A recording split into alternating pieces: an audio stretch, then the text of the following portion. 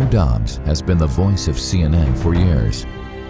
He was there at the founding of the network and was a major part of their financial reporting. We'll tell you what's happening on Wall Street and why.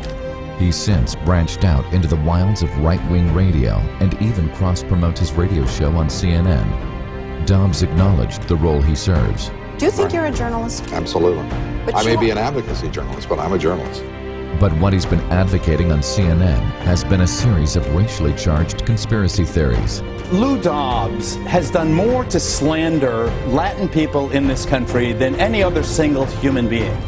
He claims he's simply an advocate for border security and legal immigration.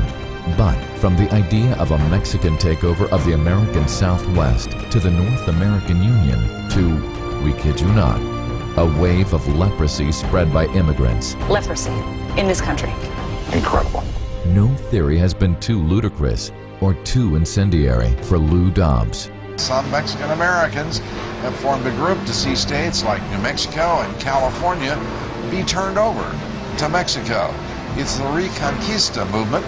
Aslan, the portion of the southwest United States they claim rightfully belongs to Mexico. Coming up next, a plan that would do away with border restrictions and create a North American Union. North American Union. A North American Union with Canada and Mexico. You haven't heard about that? But it's not just conspiracies.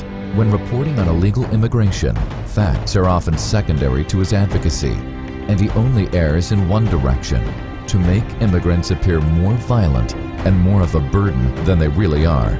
A town in Pennsylvania that's been overrun with illegal aliens, overwhelmed by criminal illegal aliens. Criminal illegal aliens are sent across the border, deported, and are returning and then murdering police officers. The U.S.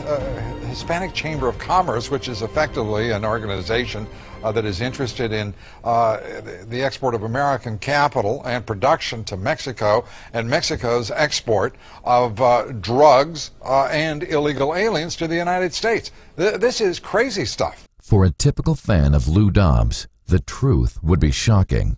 Immigrants are not the marauding hordes Dobbs makes them out to be. There's no evidence they're any more violent than U.S.-born citizens. They pay much in taxes and receive little in social services. And when called on his show's false reporting on a supposed wave of leprosy, he refused to even admit a glaring error. Now, we went to try and check that number, 7,000. We can't, just so you know. But I can tell you this. If we reported it, it's a fact. You can't tell me that. You did. Well, no, I just did. And his most recent obsession is no different. We've been reporting on the accusations widespread on the internet that President Obama wasn't actually born in the United States, and therefore some believe he's not eligible to be president. He continues to harp on the long-settled issue of President Obama's birth certificate. New developments tonight in the controversy over the president's birth certificate. There are those who claim that he was born dumb in a different country. All the president of the United States has to do is produce a birth certificate. We have a document issue. You suppose he's no, I won't even use the word undocumented. Wouldn't be right. As with immigration, he claims moderation, saying he believes the president is a citizen, all the while raising questions about the president's birth certificate. I don't know what the reality is. No one does. In both issues, immigration and the birther conspiracy theory, Dobbs is helping to sell fear, and he's been doing it from his cable news platform. And I wonder whether there's an aspect here of not documentation, but pigmentation. Lou Dobbs has been trading in these right-wing, baseless conspiracies for years. This is a way of trying to create fear of the other, fear of a black president. This is hate-mongering and fear-mongering, and this is racist. That's what's underneath this.